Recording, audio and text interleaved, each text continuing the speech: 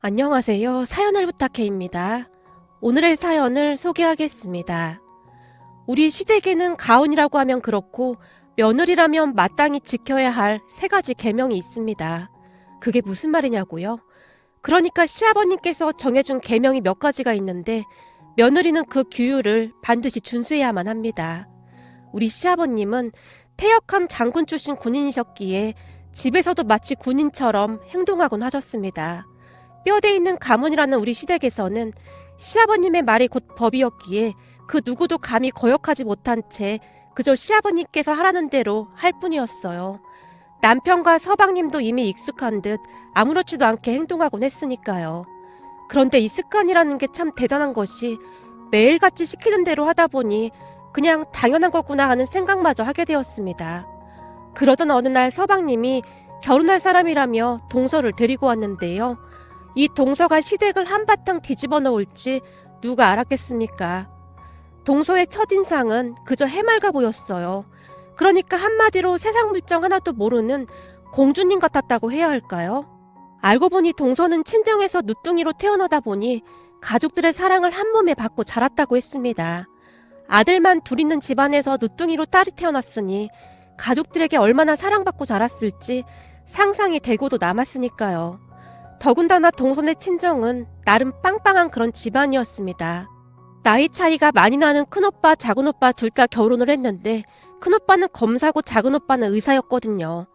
동서도 나름 명문대학을 졸업하고 꽤 괜찮은 회사에 다니다가 결혼하면서 회사를 그만뒀습니다.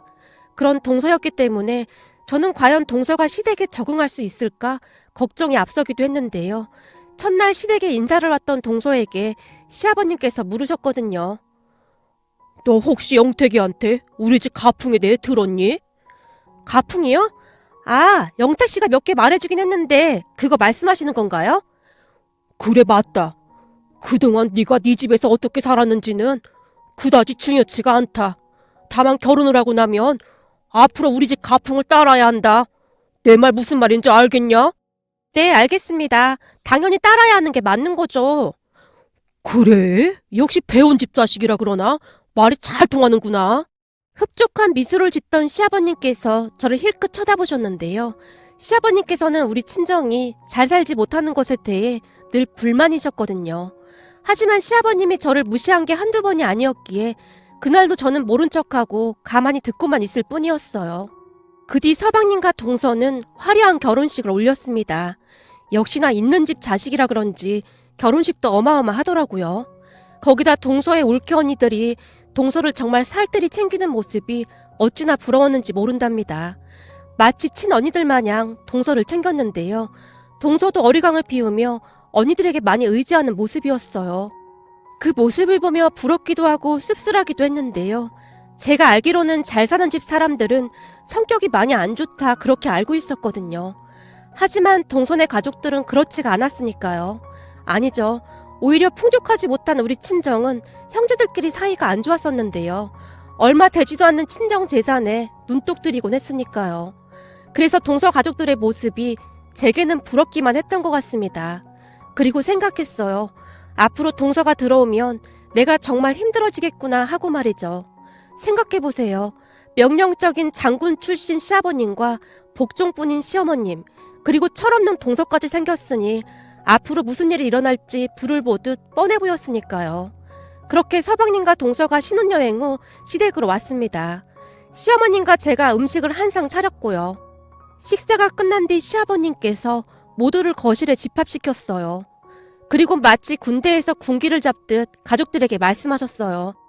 우리 둘째 며느리가 들어왔으니 일부 변경된 집안 규율을 나눠줄 테니 우선 이거 한 장씩 받아들거라. 많이 바뀐 건 없으니까 내일 아침까지는 다들 암기해서 오도록 해라. 아버님, 이게 뭔데요? 동서가 천진난만한 얼굴로 물었어요. 둘째가 아직 잘 몰라서 그러나 본데 잘 듣거라. 앞으로 내가 말할 때는 절대 끼어들지 말도록 해라. 알겠냐? 시아버님께서 근엄한 표정으로 동서를 바라봤어요. 그 말에 동서가 급히 입을 다물어 버렸는데요. 둘째는 내 말 알아들었냐? 알아들었으면 대답을 해야지. 시아버지가 얘기하는데 버르장머리 없이 뭐하는 짓이야? 시아버님이 동서의 대답을 듣기 위해 다시 말씀하셨지만 동서가 입을 덕 세게 다문 채 대답을 하지 않았어요. 둘째야, 너 내 말 못 알아들은 거냐? 알았어, 몰랐어. 여보, 대답해야지. 서방님이 급히 동서의 팔을 툭툭 쳤는데요. 아니, 아버님이 조금 전에 말하지 말라고 하셨잖아요. 라고 입술을 조그맣게 오므리고는 너무나 천진난만한 표정으로 말을 하고 있었어요. 그 바람에 제가 크 하고 웃음이 터져나올 뻔했는데요. 아마도 그때부터가 시작이었던 것 같습니다. 그토록 천진난만한 표정을 하고 있던 동서는 절대 만만한 상대가 아니었으니까요. 우선 그런 동서의 행동에 시아버님께서 크게 놀라신 듯 했어요. 내가 대답하라고 하면 상황을 봐가면서 그때는 대답을 해야지. 이렇게 눈치가 없어서야. 네, 아버님 알겠습니다. 대답하라고 하실 때만 대답하겠습니다. 라고 큰 소리로 대답하고는 손가락에 입을 대고는 옆으로 쭉 밀면서 마치 지퍼를 채우는 듯한 그런 신용을 하고 있었어요. 그 모습이 어찌나 웃기던지 터져나오는 웃음을 다시 한번 참아야만 했는데요. 정작 동서는 아주 진지한 표정으로 시아버님만 바라보고 있었어요. 그런 동서의 모습에 시아버님이 많이 당황하신 듯 하시다가는 다시 말을 이어가셨어요. 자, 집중하고 변경된 기율을 말해줄 테니 나눠둔 종이를 잘 볼 수 있도록. 첫째, 자식은 부모와 통화 시 절대 전화를 먼저 끊지 않는다. 이런 게 사소한 것 같지만 아주 버르장머리 없는 행동이거든. 둘째, 주말에는 아침 5시까지 시댁에 와서 아침 준비를 하고 같이 식사한다. 식사를 준비할 때 며느리들 복장은 한복에 앞치마를 반드시 두르도록 한다. 셋째, 매달 감사하는 마음으로 부모에게 용돈 100만 원씩을 드린다. 지금껏 아들 자식 잘 키워준 것에 대한 보답이다. 이상 여기까지다. 시아버님께서 의기양양한 표정으로 가족들을 둘러보셨어요. 그리고는 한마디를 더 하셨는데요. 내 말 알아들었는가? 혹시 둘째 궁금한 거 있냐? 아버님, 저기 부모라고 하셨는데 그럼 우리 부모님을 말씀하시는 건가요? 아니지. 이제 결혼했으니 넌 우리 집 사람이 아니더냐? 그러니 시부모한테 해당되는 거지. 네, 알겠습니다. 충성! 동서가 갑자기 일어나서는 거수 경례까지 했습니다. 그 모습에 순간 시어머니 입에서 웃음이 새어나왔는데요. 시아버님이 시어머님을 노려보고 계셨어요. 시아버님의 새로운 규율은 누가 봐도 어이없는 것이었지만 다들 눈치만 보고 있을 뿐이었어요. 그런데 동서가 아무렇지도 않게 시아버님이 만든 규율을 따르는 것을 보며 그저 신기하기만 했는데요. 저는 그렇다 치고 동서는 불합리하다고 할 줄 알았거든요. 하지만 오히려 눈까지 반짝인 채 저보다 더 크게 고개를 끄덕이고 있었습니다. 그런 동서의 표정을 보며 어깨가 더욱 으쓱해지신 시아버님께서 인심 쓰듯 한마디를 더 하셨어요. 원래는 매일 며느리들이 식사 준비를 하러 건너오게 하려고 했는데 다들 출근도 해야 하고 그러니 주말만 하는 걸로 한 거다. 그러니 그 부분에 대해서 고마워해야 한다. 라는 말까지 하셨거든요. 그리고 그 뒤 동서의 어마어마한 반격이 시작되었답니다. 이걸 반격이라고 해야 하는 게 맞는지는 모르겠지만 아무튼 상상을 초월하는 일들이 벌어지기 시작했어요. 우선 첫 번째 사건은 이랬습니다. 시부모님과 통화 중 시부모님이 전화를 끊기 전에 절대 먼저 전화를 끊지 않는다는 조항으로 인해 시아버님께서 뒷목을 잡으셨거든요. 그러니까 시아버님께서 집안 행사 때문에 동서에게 전화를 하신 모양인데요. 마침 통화를 하던 도중 같은 아파트에 사시는 시아버님 친구분이 집에 놀러 오신 모양인 것인지 나중에 전화를 하신다고 하며 전화를 종료한 것 같았는데요. 그만 휴대폰 종료 버튼을 누르지 않았던 모양이었어요. 그런데 동서가 계속 전화기만 바라보고 있었다고 하는데요. 한참을 기다리다 시아버님을 불러봤지만 시아버님께서 대답이 없자 전화가 연결된 상태로 휴대폰을 식탁 위에 그대로 올려뒀다고 하네요. 문제는 시아버님께서 종료 버튼을 누르지 않았다는 것을 까마득하게 잊어버리셨고 동서도 시아버님께서 종료 버튼을 누르지 않자 명령을 어길 수 없다는 이유로 몇 시간 동안 통화 중인 상태로 연결이 되어 있었다고 합니다. 잠시 뒤 시어머님이 시아버님에게 물으셨다는데요. 당신 휴대폰 고장났어요? 아니 그게 무슨 소리야? 멀쩡한 휴대폰이 왜 고장나? 아니 아주버님이 전화를 하셨는데 당신이 계속 전화 연결이 안 된다고 혹시 휴대폰 고장난 거 아니냐고 물으시던데요? 뭐? 형님이 그랬단 말이야? 그제서야 휴대폰을 찾아서 확인해본 시아버님께서 경악을 금치 못하셨다는데요. 세상에나 몇 시간 동안이나 계속해서 통화 상태로 연결이 되어 있더랍니다. 그 바람에 시아버님께서 화가 머리끝까지 난 채 동서에게 다시 전화를 하셨다는데요. 너 휴대폰 계속 통화 중인 거 알았어, 몰랐어? 알고 있었어요. 근데 그건 왜요? 왜긴 왜야. 휴대폰이 계속 연결돼 있으면 끊어야 할 거 아니야. 아니 몇 시간씩 통화 상태로 있는데 그걸 그냥 보고만 있었단 말이냐? 전화 요금 어떻게 할 거야? 시아버님께서 잔뜩 흥분하신 채 동서에게 말했지만 동서가 오히려 큰 목소리로 대답했다고 합니다. 첫째, 자식은 부모와 통화 시 절대 전화를 먼저 끊지 않는다. 충성! 뭐? 뭐가 어쩌고 어째? 너 지금 나한테 반항하는 거냐? 아닙니다, 아버님. 저는 시댁 규율을 잘 따르고 있는 것뿐입니다. 충성! 됐다, 됐어. 내가 너랑 뭔 말을 하겠냐? 시아버님께서 휴대폰을 소파에 집어 던져버리셨다고 합니다. 그리고 그 주 주말에 새벽같이 시댁에 갔는데 시아버님께서 큰 인심을 쓰듯 말씀하셨어요. 저기 혹시나 통화가 끝난 다음에 우리가 전화를 안 끊었으면 니들이 그냥 먼저 끊도록 해라. 몇 시간씩 전화통화 연결되어 있는 건 좀 아닌 것 같구나. 아버님, 그럼 첫 번째 규율을 어기는 건데 괜찮아요? 그럼 첫 번째 규율은 없어졌구나. 그냥 지워버려. 시아버님께서 짜증이 난다는 듯이 동서를 노려보셨는데요. 네, 알겠습니다. 충성! 둘째야, 그리고 너 그 충성 좀 그만하면 안 되겠냐? 왜요, 아버님? 이렇게 하는 거 아니에요? 제가 영화 보니까 다들 이렇게 하던데. 그럼 혹시 필승 이건가요? 아니, 둘 다 하지 마. 넌 그냥 아무 말도 하지 마. 시아버님의 목소리가 높아져 있었고 동서가 손가락을 입 가까이 갖다 대더니 다시 한번 지퍼를 채우는 듯한 신용을 하고 있었어요. 그렇게 규칙 중 첫 번째 조항이 지워지게 되었습니다. 그러던 어느 날 또다시 사건이 발생했는데요. 사실 시댁 가족들은 동은 틀리지만 다들 한 아파트 단지 안에 모여 살고 있었어요. 물론 그것도 시아버님 지시하에 그랬던 거였고요. 그랬기에 주말 아침마다 꼭두새벽에 시댁에 가서 음식을 만들고 같이 식사를 하곤 했는데요. 동서는 그것 또한 아무런 거부감 없이 잘 따랐습니다. 하지만 어느 주말 시아버님 생신으로 인해 친척들까지 다 모이게 되었는데요. 아침 일찍 시댁으로 들어서던 동서를 보며 가족들의 입이 떡하고 벌어지고 말았습니다.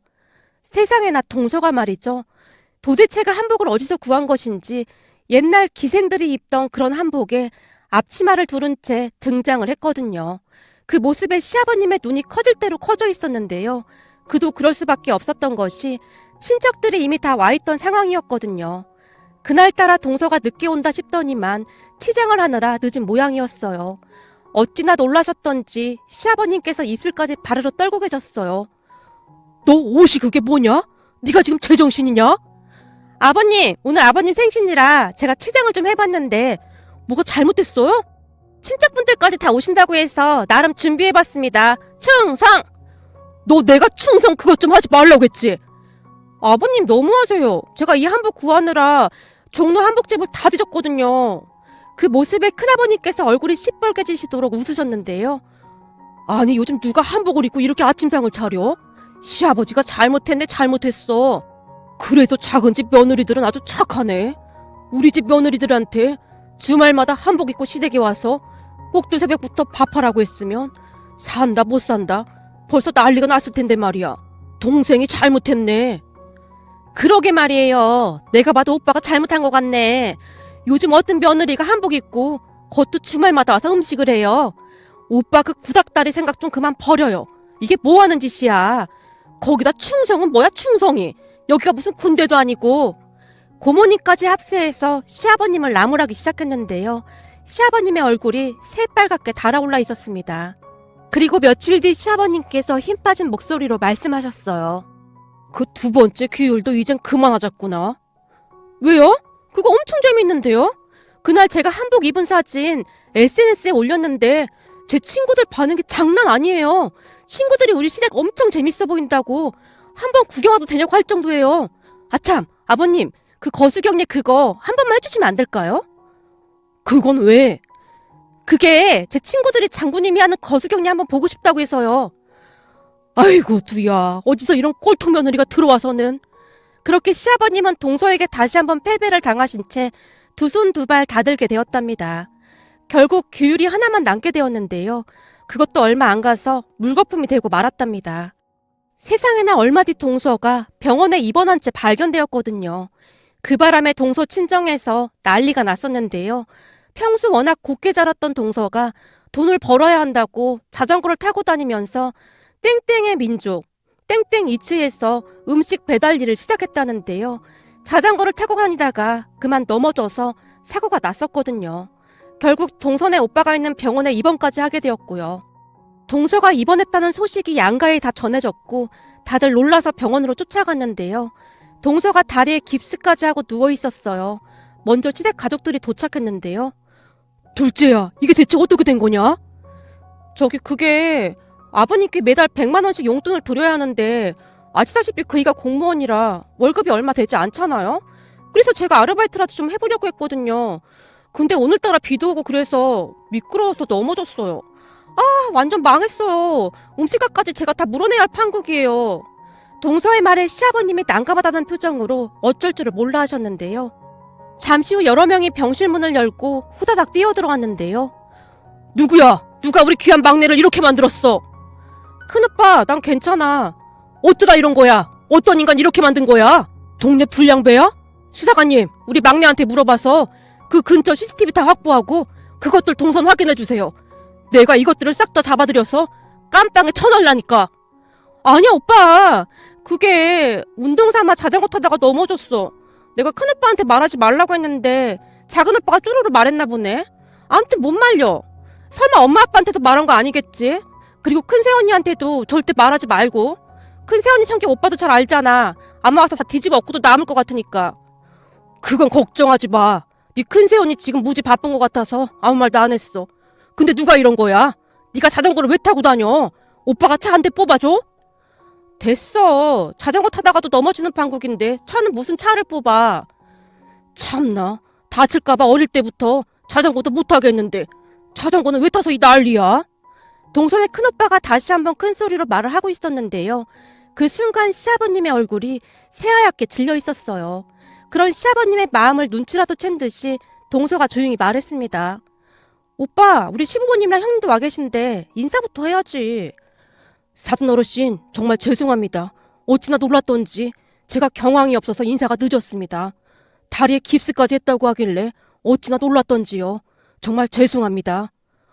아닙니다. 나란 일하시느라 바쁘실 텐데 이렇게 오시게 해서 죄송합니다. 그리곤 동서의 큰오빠가 저를 보며 허리 숙여 인사를 했어요. 우리 막내 동생이 형님 덕분에 항상 감사하다고 몇 번이나 말했는지 모르겠습니다. 철없는 우리 막내 동생 좋게 봐주셔서 정말 감사합니다. 네? 아닙니다. 제가 뭘 한 게 있다고요. 제가 놀란 채 당황하고 있었는데요. 그때 기분이 참 이상하기만 했습니다. 시아버님께서는 저를 항상 찬밥 신세처럼 대하셨는데 너무나 정중하게 말씀하셨기에 사람 대우를 받는 느낌이었다고 해야 할까요? 암튼 동선의 친정 가족들은 부러울 정도로 사이가 좋았고 따뜻한 사람들임을 다시 한번 느꼈답니다. 그리고 잠시 후 동선의 큰오빠가 동서에게 병원비며 용돈을 하라고 두툼한 돈 봉투를 놓고 나갔는데요. 아버님, 오빠가 돈을 꽤 많이 줬어요. 아싸, 이번 달은 이 돈으로 아버님 용돈 드리면 될 것 같아요. 동서가 천진난만한 얼굴로 봉투 안을 바라보고 있었어요. 그런데 그 순간 시아버님의 표정은 이루 말할 수도 없을 만큼 창백해져 있었습니다. 아니다 얘야, 이번 참에 그 세 번째 항목도 그냥 지워버리자꾸나. 왜요? 그럼 너무 재미가 없을 것 같은데요? 됐다. 앞으로는 그딴 거 안 해도 되니까 몸조리 잘하고 건강히 태어날 생각이나 해. 라며 큰 한숨을 한번 내쉬더니 병실 밖을 나가셨습니다. 그렇게 시아버님의 3계명이 하루아침에 없어졌답니다. 그 뒤 저는 정말 편해졌는데요. 시아버님께서 절대 우리를 찾지도 않았거든요. 하지만 그 뒤 시아버님은 풀이 많이 죽은 듯한 그런 모습이었는데요. 하루 종일 집안에서 먼 산만 바라보신 채 집에서 키우고 있던 강아지 뽀삐랑만 대화를 하셨거든요. 그러다 어느 날 시어머님께서 제게 전화를 하셨는데요. 큰애야, 오늘 둘째가 친구들까지 잔뜩 데리고 와서는 집안을 아주 발칵 뒤집어 놓고 갔지 뭐니. 어떤 친구들도 하나같이 똑같던지 기가 막히더구나. 네? 동서가요? 무슨 일인데요? 시어머니께서 그날 있었던 일에 대해 말씀을 하시다가는 갑자기 웃음을 터뜨리셨어요. 시어머님의 말을 요약해보자면 동서가 친구들 몇 명을 데리고 시댁으로 갔다는데요. 어머님, 아버님, 제 친구들이 아버님 뵙고 싶다고 해서 같이 왔어요. 아니, 나를 왜 만나고 싶어 해? 아버님께서 장군님이셨잖아요. 그래서 장군님 보고 싶다고요. 그리고 제가 아버님께서 말씀하시는 거 엄청 절도 있고 멋있다고 했거든요. 집 여기저기에 별도 무지 많은데 엄청 궁금하다고 해서요. 뭐? 그러니까 그거 뭐라 여기까지 왔단 말이냐? 장군님, 저희랑 악수 한 번만 해주시면 안 될까요? 그동안 TV에서만 보던 장군님을 처음 만나뵈서요. 장군님 별이 몇 개였어요? 원스타? 투스타? 아님 쓰리스타? 그게 말이지. 꽤 높긴 했지. 그리고 악수하는 거야 어렵지가 않은데. 라며 시아버님이 쑥스럽다는 듯이 동서 친구들과 악수를 했다는데요. 우와, 대박. 나 장군님하고 악수했어. 인증샷 잘 찍었어? 동서 친구들이 호들갑을 떨어대더랍니다. 그 바람에 시아버님도 기분이 나쁘지는 않으셨던지 동서 친구들과 사진도 찍고 하시면서 즐거운 시간을 보내셨다고 하네요. 그러다가는 다 같이 외식까지 했다는데요. 예, 말도 마라. 처음에는 둘째가 꼴통인 줄로만 알았는데 이제 보니 우리 집안에 명물이다 명물이야. 요즘 네 시아버지가 우울하게만 있더니만 다시 기분이 좋아진 것 같아. 세상 살다 보니 이런 날도 있구나. 그렇게 고쳐보려고 해도 못 고치던 네 시아버지 성격을 둘째가 완전히 바꿔놨구나. 나도 요즘 얼마나 편한 줄 몰라. 시어머니께서 큰 소리로 웃으셨는데요. 사실 저도 동서한테 고마움이 가득했거든요. 아쉬운 게 없이 자랐던 동서인지라 그저 철이 없는 줄로만 알았는데 동서는 마음이 참 따뜻한 사람이었어요. 우리 아들한테도 그렇게 잘할 수가 없거든요. 그저 부잣집 아가씨인 줄만 알았는데 오히려 저보다 속이 더 깊은 것 같네요. 요즘은 시아버님도 많이 변하셨는데요. 일방적인 통보가 아닌 가족들의 의견을 물어보기까지 한답니다. 이게 참 아이러니한 게 말이죠. 시댁에서 시아버님과 동서가 제일 말도 잘 통하고 친하게 지내고 있거든요. 아무래도 우리 동서에게는 특별한 능력 같은 것이 있는 것 같습니다. 오늘의 사연은 여기까지였습니다. 즐겁게 보셨다면 구독, 좋아요 부탁드립니다. 고맙습니다.